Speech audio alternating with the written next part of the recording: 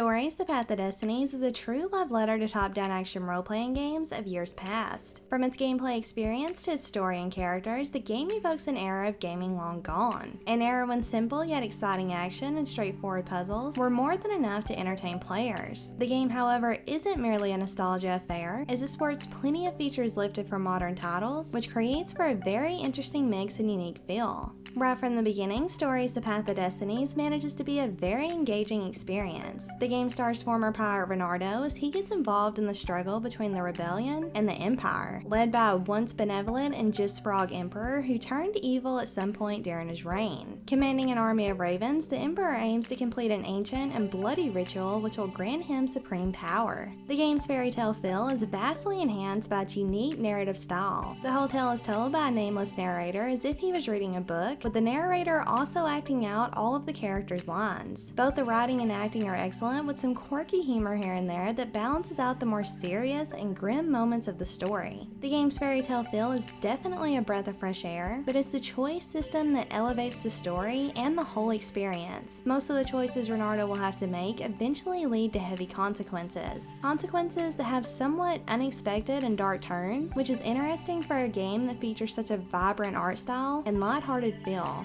Some of the outcomes leave such a sad feeling that players will have to carefully weigh their choices in the following playthroughs. The whole Stories: The Path of Destinies experience is centered around the choices that the players will be making during the course of the game. A single playthrough consists of a few different chapters, which will play out depending on the choices that the players make between chapters. Following the open-end sequences, Renardo will have to choose between rescuing an old friend or seeking out an ancient weapon, with several story paths branching out from this simple yet critical choice. Once a storyline has been completed, players will discover a truth about a story element, a truth that will unlock additional narrator lines, story details, and even areas in the following playthroughs. Completionists can also play through a single storyline multiple times to unlock different variations of the final outcome. The excellent narrative style is complemented well with the actual gameplay. The game plays like a classic top-down action role-playing game, with some modern twists that make it feel really fresh. While exploring a variety of colorful locations ranging from a deserted village to a forest, mountains, and more, players will have to fight against the Raven army with a battle system that's heavily influenced by the Batman Arkham series system. During battles, Renardo can use his 4 swords to attack enemies, parry or dodge their attacks, lift and throw them around, dash to avoid attacks, and much more.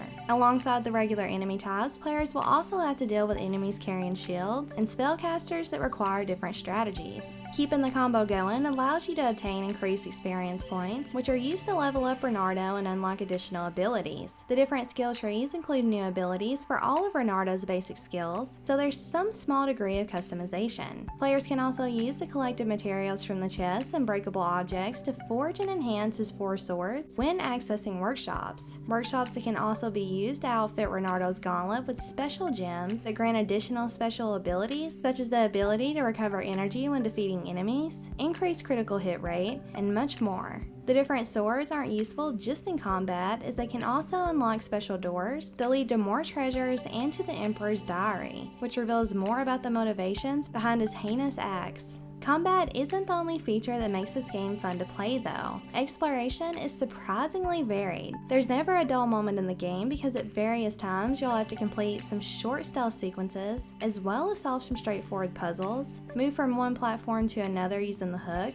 and more. Coupled with the very quick pace of the game, all of this makes Stories: The Path of Destinies a very engaging experience. Even with its varied exploration elements and smooth battle system, the whole experience unfortunately tends to drag after a while. Players will need to discover 4 truths to have the chance to see the true ending, so you'll be playing through the game at least 5 times. Areas are few and quite linear, so you may end up exploring the same place over and over again. The battle system also becomes repetitive after a while, with a few enemy types and low challenge level. The additional combat abilities do add some variety, but it's not enough to make the upteenth confrontation exciting. The lack of boss battles is also a rather glaring omission that would have made the experience less repetitive in the long run. And unfortunately, that's not the only issue that Stories The Path of Destinies suffers from. The PlayStation 4 version does look good, with some impressive particle special effects, but it doesn't run as smoothly as the game's battle system would require, with the frame rate going below 30 frames per second quite often. The frame rate drops end up making the action unresponsive, leading to mistakes during battles.